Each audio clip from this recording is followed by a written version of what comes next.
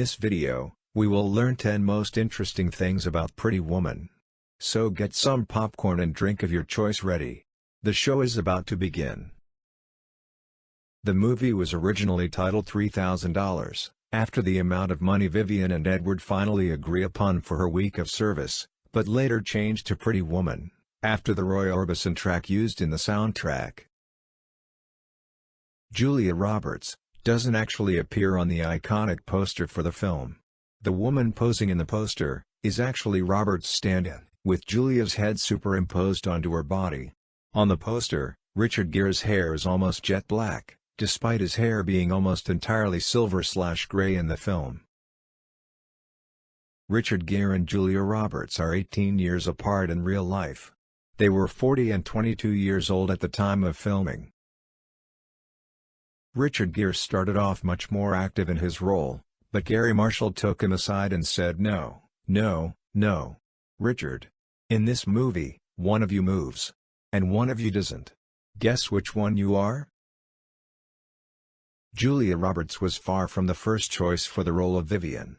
It was offered previously to many successful A-list actresses including Brat Pack member Molly Ringwald, who starred in The Breakfast Club, 1985, and Pretty in Pink, 1986.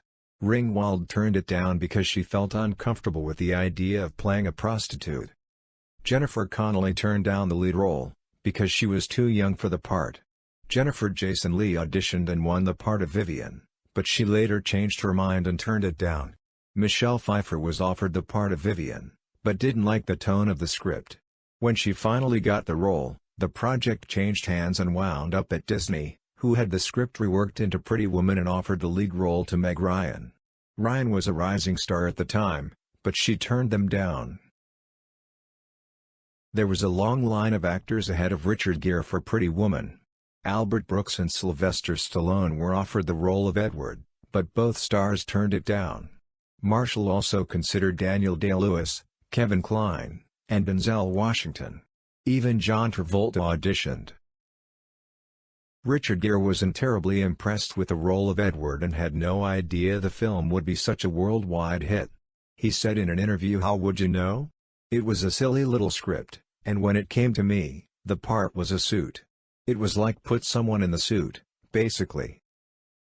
There are a few deleted scenes that reflect the darker tone of the original script, including a scene wherein Vivian is confronted by drug dealers and has to be saved by Edward.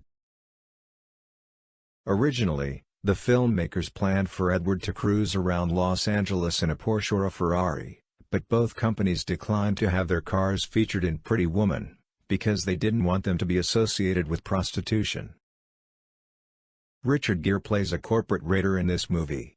3 years previously he turned down the role of corporate raider Gordon Gekko in Wall Street, 1987. That role went to Michael Douglas instead, who went on to win the Best Actor Academy Award for his portrayal. Richard Gere, Julia Roberts, and director Garry Marshall vowed to never do a sequel unless all three of them were involved. Considering Marshall recently passed away, this makes a sequel seem pretty unlikely to ever happen. However, the team did reunite for the 1999 film Runaway Bride.